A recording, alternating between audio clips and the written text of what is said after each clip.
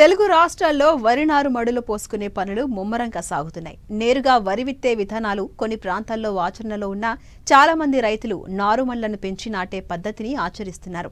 మరి ఆరోగ్యవంతమైన నారు అంది రావాలంటే యాజమాన్యంలో ఎటువంటి మెలకువలు పాటించాలో తెలియజేస్తున్నారు ప్రధాన శాస్త్రవేత్త డాక్టర్ దామోదర్ రాజు.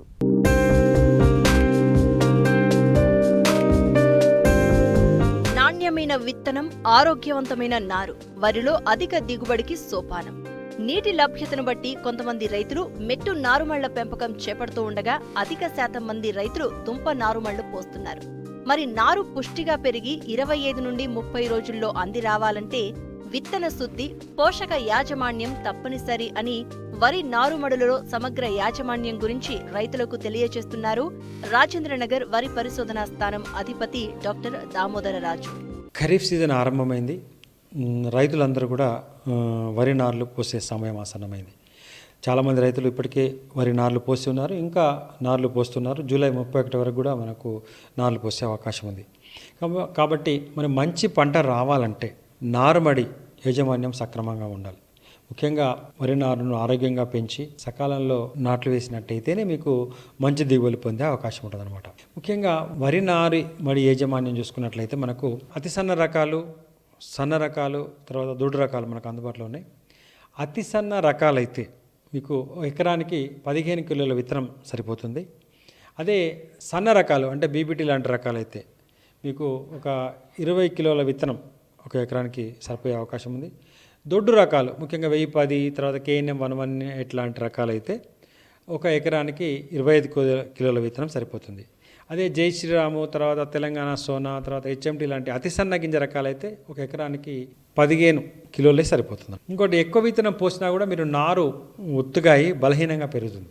కాబట్టి ఒక ఎకరాకు సరిపోయే నారును దాదాపు 2 గుంటల విస్తీర్ణంలో వేయాలన్నమాట. ఎక్కువ పలసగా ఉండకూడదు, అదేవిధంగా ఒత్తుగా ఉండకూడదు అనమాట నారుమడి చల్లినప్పుడు. తర్వాత నారుమడి తయారు చేసేటప్పుడు దాంట్లో వీలైనంత వరకు ఎక్కువ సేంద్రియ ఎరువులు వేయడం మంచిది. నారు బలంగా పెరగడము, ఆరోగ్యంగా పెరగడమే కాకుండా నారు పీకేటప్పుడు సులువుగా వస్తుందన్నమాట. ఇది మీరు ఒకటి గమనించాలి. తర్వాత ఒక ఎకరా సరిపోయే నారుమడికి ఎంత నత్రజని, ఎంత భాస్వరం, ఎంత పొటాష్ వేయాలంటే దాదాపు 4.5 కిలోల యూరియా 2 భాగాలు చేసి వేయాలి. అదేవిధంగా ఒక 2 కిలోల పొటాష్ 2 భాగాలుగా వేయాలి.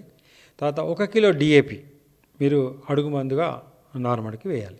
తర్వాత నత్రజని మీరు నారు పోసిన తర్వాత నారు మొలిసి పచ్చబడే టైంలో ఒక ఎకరా సరిపోయే నారు మనకు 2 కిలోలు. తర్వాత మళ్ళీ ఒక 10 రోజుల తర్వాత ఒక 2 కిలోల నత్రజని అంటే యూరియా రూపంలో వేసుకోవాలి. తర్వాత నారు అడుగు మందుగానే మీరు నారు ప్రిపేర్ చేసేటప్పుడు 1 కిలో DAP వేసుకోవాలి. అదేవిధంగా పొటాష్ కూడా ఒక 2 కిలోల పొటాష్ కిలో ఒకసారి మీరు యూరియాతో పాటుగా కలిపి వేసుకున్నట్లయితే మంచి బలంగా నారు పెరిగే అవకాశం ఉంటుంది.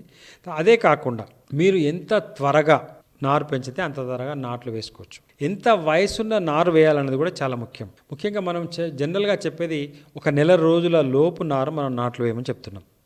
అదే మీరు త్వరగా పెంచినట్లయితే మీరు ఇంకా ముందుగా కూడా నార్లు వేసుకోవచ్చు. ముఖ్యంగా వర్షాకాలంలో నారు త్వరగా పెరుగుతుంది, చాలా ఫాస్ట్గా పెరుగుతుంది. ఎందుకంటే టెంపరేచర్స్ కరెక్ట్గా ఉంటాయి, వర్షాలు పడుతూ ఉంటాయి. కాబట్టి మీరు వర్షాకాలంలో దాదాపు నారును 15 రోజుల నుంచి మొదలుకొని 30 రోజుల లోపు వేసుకోవచ్చు ఎప్పుడైనా. అంటే నారు ఎత్తును బట్టి, అంటే లేత నారు నాటడం వల్ల పిలకల సంఖ్య పెరుగుతుంది, అదేవిధంగా తద్వారా దిగుబడి పెరిగే అవకాశం ఉంటుంది. తర్వాత నారుమడిలో పురుగులు, తెగుల బెడద కూడా ఉండే అవకాశం ఉంది. ముఖ్యంగా నారుమడిలో పురుగుల బారి నుంచి తప్పించుకోవడానికి 1 ఎకరా సరిపోయే నారుమడికి నారు పీకే ముందు 1 కిలో గుళికలు అంటే కార్బోఫిరాన్ గుళికలు నారు పీకే వారంలో ముందు వేసుకున్నట్లయితే నారుమడి పొలంలో నాట్లు వేసిన తర్వాత కూడా అది మీకు రక్షణ ఇస్తుంది. అదేవిధంగా జింకు లోపం వచ్చే అవకాశం ఉంటుంది కొన్ని సందర్భాలలో. అలాంటప్పుడు ఎకరా నారుమడికి 1 కిలో వరకు జింక్ కూడా వేసుకునే అవకాశం ఉంది సరిపోయిన నారుమడికి.